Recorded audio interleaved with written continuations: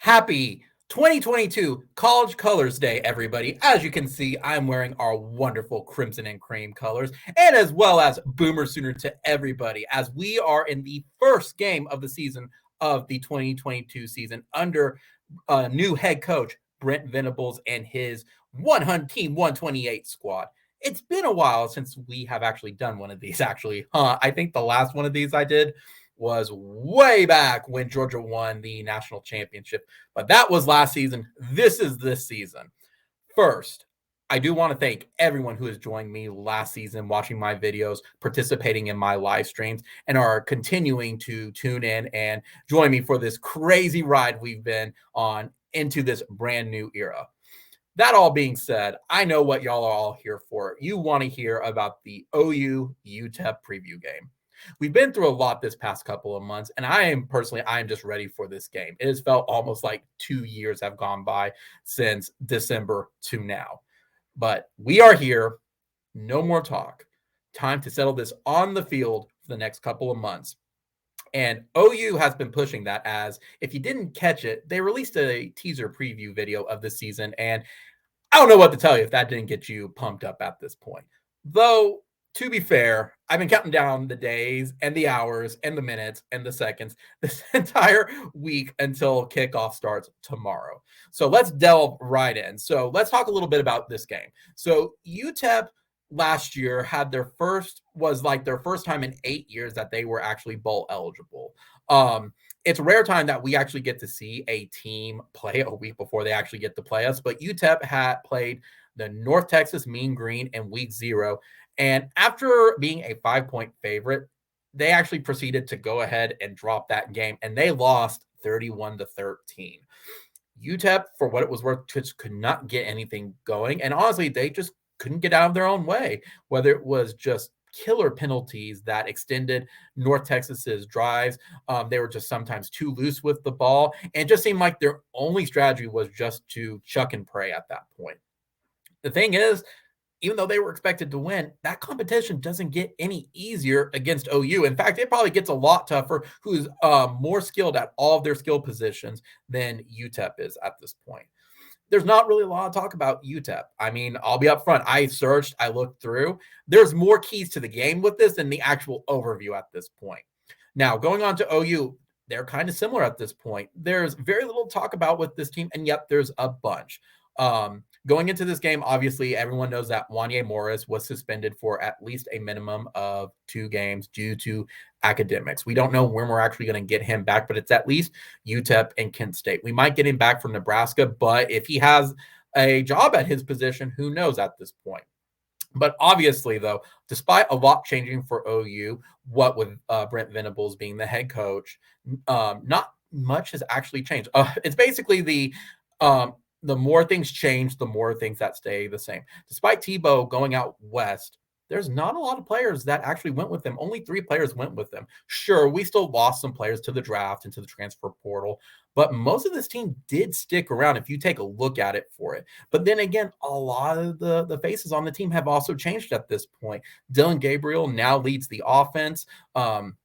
Kennedy Brooks went to the NFL. New head coach or new coaches just in general man the offense. It's going to be different seeing a Jeff Lebby offense versus a Tebow offense at this point. Same thing. Most of the guys we kept on the defense are still there. And maybe for once, I know it's going to surprise everybody, we may actually have the best guys all on the field at the same time versus everybody rotating around.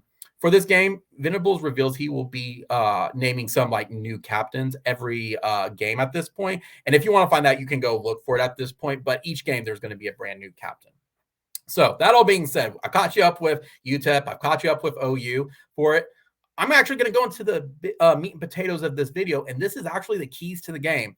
If you took a look at UTEP last week, UTEP appeared just to overall struggle despite having a very loaded junior and senior squad. In my opinion, against their offense, load the box up and dare them to throw the ball to Billy Bowman, Key Lawrence, and Woody Washington.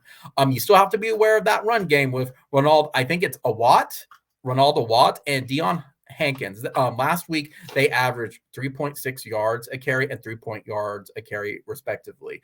I think at that point, you are daring Gavin Hardinson to throw the ball to their best wide receivers, Tyron Smith and Ronaldo Flores.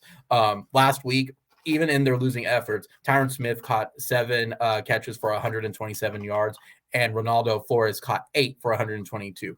They're going to be your big guys. But again, if you can stop that run at that point, you'll make them very one-dimensional. And it also stops Gavin Hardinson, at least to me, against North Texas, I guess. He almost seemed like a dual threat because he was like one of their leading rushers with it. Despite only having 27 yards, he was still one of the higher ones up there. And he threw it still 21 out of 48 times. Though he was forced mostly to throw the ball very deep. I think if you can shut down those 3 players, overall, you're going to shut down UTEP. Again, that's against the offense. Against their defense, I would do exactly what North Texas did.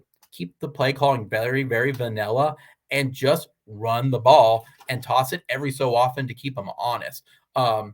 Their trenches are not very, very good at all, especially after what we saw last week. And based on Schmidt's workouts, we should easily overpower them at the line of scrimmage. Another key to the game, I think, minimize some injuries and start getting guys in to get reps by the middle of the third quarter. In my opinion, this game should go the opposite of what Tulane was last year in our opener. But if this game's still going by the fourth quarter, there is something clearly wrong, or everybody's just off their game, and you just hope this is a one-game anomaly versus it being the standard like it was with Tulane, where we only won because, let's be honest, we only won because we were just more skilled than they were. Another key to the game, hey, this is the opening game, shake off the rust. I always hold the firm belief that rust really comes down to like snap counts, discipline with some flags, and missing catchable balls. Not getting whipped at the line of scrimmage or looking winded, for example, like last year against Tulane, where they just looked very sluggish and just out of shape. Another key to the game, in my opinion, that we need to see very early on with Brent Venables is once you put your foot onto the pedal, don't let up on the gas, assert your authority throughout the course of this game. Play to win, not play to survive. Again, I mentioned it earlier in the game, put out our best starters on the field all at the same time. Yes, to clarify, we are allowed to do that. But with Grinch, it always seemed like guys were rotating in and out, and we never had the key guys on the field at the same time for that. In theory, that seems like a good strategy, but in reality, it just did not work with us as well with it. Again, though, I really want to see the best guys on the field, especially on defense, as I want to see how much the defense has improved. And just, I'm looking for seeing how their tackling is, as well as seeing how many 3-and-outs they can get.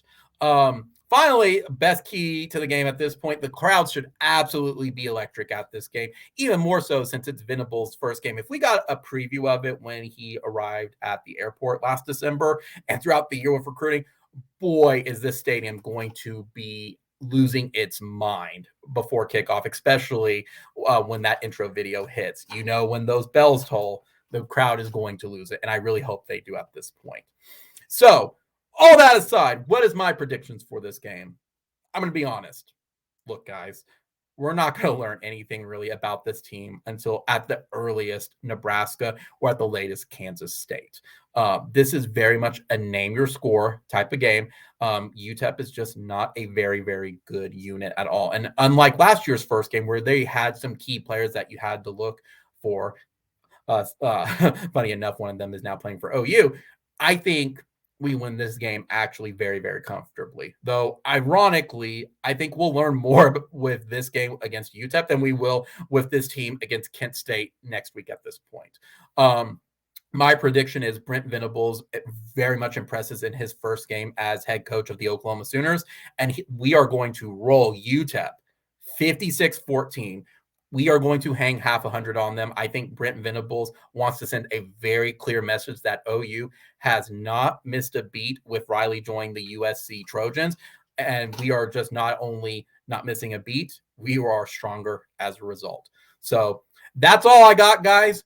Comment, rate, subscribe, hit the notification bell because you know I love to live stream with Sean, Andrew, Justin, and Gavin on Sundays and Wednesdays. And by doing that, you'll know when we will go live. Other than that, I hope everyone who is traveling or enjoying their extended holidays has a very safe holiday weekend and just takes time to take a breather and enjoy this very much opening weekend of college football. I feel like I'm missing something. I remember there is only one Oklahoma Boomer Sooner.